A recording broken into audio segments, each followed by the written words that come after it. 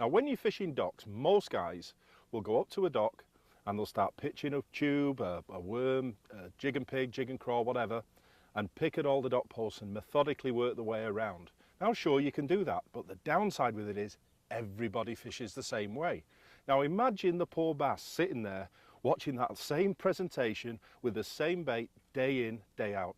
How long is it going to be before the bass stops biting? How many fish do you think you might be missing? Now, what we do, the way we fish docks, is somewhat different. What we will do is cast a bait to the outside of the dock, quite a way away from it, because sometimes the fish will actually sit off the dock. Now, if you go straight into the dock, you may spook those fish and not have a chance at catching them. What we then do is cast a bait down the side of the dock, an unweighted slick willy or rib willy. And what you can do with the bait is, because it walks the dock, you can actually maneuver it so it swims underneath the dock, swims back out, swims underneath the dock, swims back out, bang it off the dock posts.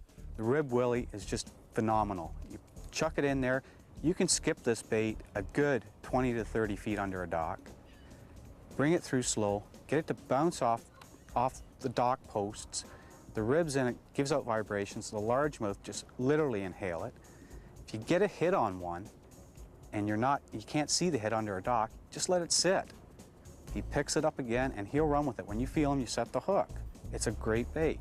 Finally, what you want to do is get a medium heavy spinning rod with 20-pound Power Pro on and skip the bait right underneath a dock. You can skip these baits 20 to 40 feet right to the back to get fish that haven't been touched before, because the other guys can't get the lures in there. And usually what happens is the baits get annihilated. One time I was flipping under, or I was trying to get under these docks with some other jigs, but they just didn't skip, and I flipped one under there, and just a few twitches, and then you just let it flutter down, and you kind of twitch it, and it kind of falls back on itself. You know how they do that? And I nailed about a 4.5. Nothing too huge, but I mean, I couldn't have got under there anyway, any other way. So it worked out well for that. That was good. Now, fishing the black mamba way, you can do several things. First of all, you put in the bait in the preferred attack position of the fish, again, above them. You can get at spots where nobody else can get, and you can catch, again, 2 to 4 times as many fish. Now, the main reason you can do that is because you can fish a dock more thoroughly in half the time that you can with the other methods. Now, that on its own will put you in front of twice as many fish.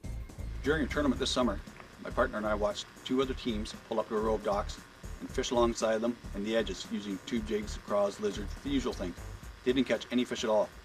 My partner and I pulled in to the same docks, and by skipping these black mambas up under the docks where the other baits wouldn't reach, we pulled out 12 nice bass.